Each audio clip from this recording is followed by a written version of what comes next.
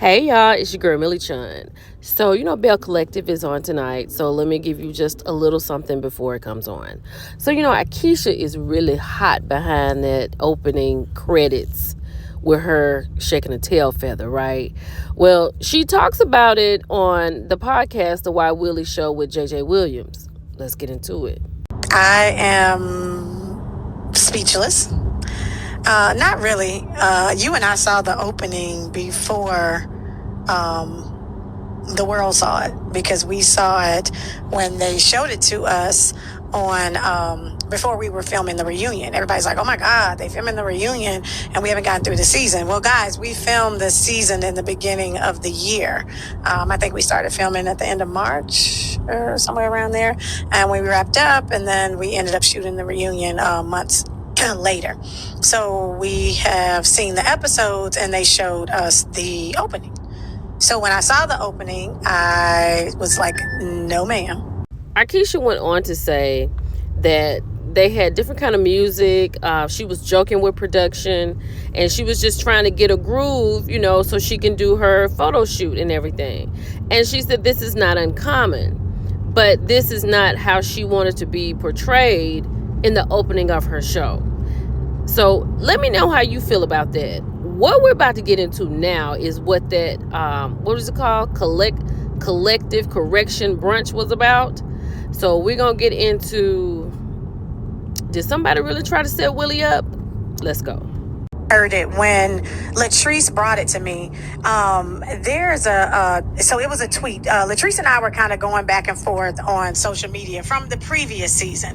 And, I was telling them, because everybody was feeling like during the last reunion that I was coming for Latrice. I was, jumping on the Marie and Letitia bandwagon and coming for Latrice. And that was not the case. And that's what I was saying to Latrice when her fans, and she was kind of sending subliminal messages on the Twitter. And I'm like, hey, we discussed this. You want to grab onto this narrative or jump on the hate bandwagon to act like I was coming for you. I was not. I addressed her on what Letitia told me that Latrice at the time had done. Whew, that was a mouthful. So the girls are going back and forth, seems like. And on the show, when they had sat down and had the conversation, Latrice doesn't seem very convincing. Aikisha says she doesn't have time to call people and talk to them.